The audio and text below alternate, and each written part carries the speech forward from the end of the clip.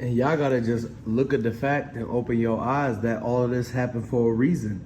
And so if JayDaYoungan dad is sitting there saying one thing, but a different thing is what the streets are saying and what is showing, then why would he go on with TMZ and lie in the interview? Because now that's 4 different times that the story has changed. Every time that he went on and they asked him another question, it was always, you break it down and you'd be like, why would he say that if he was standing right there and JayDaYoungan was there with him the whole time? It seemed like they had somebody come up to the porch and try to act like they knew JayDaYoungan was his friend and say, hey, can Jay come outside? And then his dad was standing right there and was like, he couldn't decipher whether he was friend or foe. So what he did was call Jay out to verify. But this dude been in the streets way too long for him not to know that this was a setup the whole time. Nobody comes asking for a friend to come outside with his hoodie zipped all the way up. And JayDaYoungan dad sitting here talking to a dude with his hoodie up, gloves on, and he asking for Jay to come outside. You should have known that he was gonna do something. And so the fact that that's why he was clutching onto his scrap, because he knew something was about to go down, but he was like, hey, this could just be a sketchy friend, who knows? But it's in the court order that he not supposed to have no friends come over, nobody visit him while he on the ankle monitor. Y'all gotta realize that it's rules and regulations that he gotta go by, and he can't just throw everything down the drain just to have a friend come visit.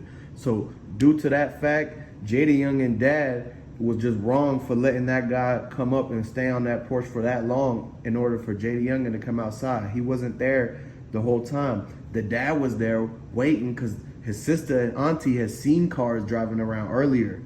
Then once his dad came out, he was out there for about 30 minutes or so before the dude came up and said, I'm looking for JayDaYoungan, where he at? And he said, what? He thought it was something about business or something like that they had to talk about, but he didn't see that the dude in the back pocket had his scrap on him.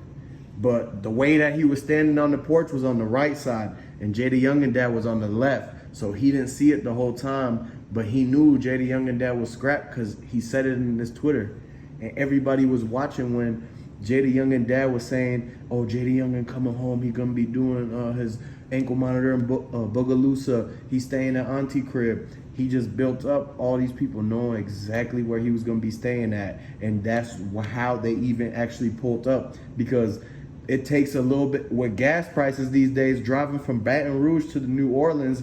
That's, unless you know exactly where the op is gonna be at, you wouldn't go and make that drive. You wouldn't fill the tank up and fill it up again leaving New Orleans.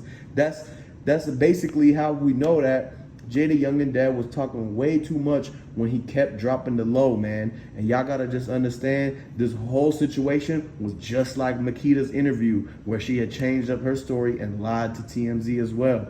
So y'all gotta, hey, if y'all from the South, if from New Orleans or Baton Rouge, I want you to like this video and comment down below. Let me know where y'all from. Shout out to Louisiana. Look at the house, look at the car, look at the woods behind the house. If you pay attention to the fact that the father was on the porch the whole time and this is coming out from Bogalusa, like, y'all gotta understand that this is something that we really wanna, like, basically get justice for, but at the same time, we wanna know the facts on everything that's going on. If you rock with JayDaYoungan, hit the subscribe button, throw the JayDaYoungans in the comment section, y'all. Hey, I wanna let y'all know one thing that a lot of people didn't bring up. It literally had to be brought to the attention of us by someone who lives 2 houses from JayDaYoungan. I want y'all to look at one thing. It's no way that 5 people could come from off the side of the house and it's only one way in and one way out. You only can get to the side of the house by the front of the house. You cannot get to the side of their house, that blue and white house. You cannot get over there through no way. They did not walk through the woods. When you look at it, the woods do not have no opening for these people to come through there and be able to get away scot-free without nobody seeing them. I want y'all to really look at the fact that This is something that everybody looking at, and people starting to look into this even more, because why was the father even right there? And they said all of the shots was close range. The shots was not from far back, from on the side. Y'all gotta look at where the car was positioned. The car was positioned at the back of the house. The father been at the front of the house the whole time. He can see every perimeter, every area. He can see from the left to the right. If somebody pulling up, you can hit a car. You can hit a brake squeaking once they try to park. If they try to pull down the street, it's so open, ain't no gates, ain't no fences or nothing. All you see is houses, and the houses is pushed at least 100 to, I say 50 to 100 feet back, or 100 yards back from the curb. If you really look at it, this is something that we all know, that this is a revolving door, and this is really going to affect everybody who really close to him, who really said that one thing happened, but another thing really happened.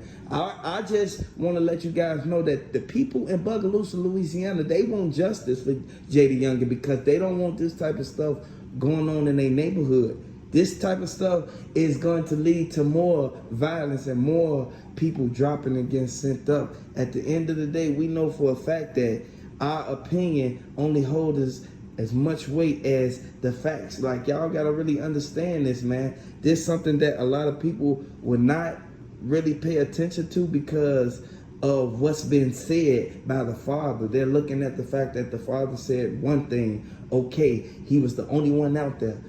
Why was he the only one out there to be able to witness everything, and he did not get dropped first?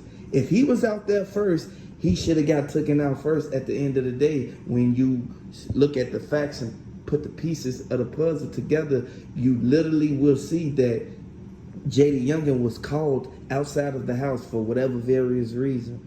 He wasn't just sitting on the porch with his daddy and not hear these people sneaking up, or not see that the car's parking down the street. If it was a car that rolled past and then they saw JayDaYoungan on the porch, saw his car right there, like, it don't make sense.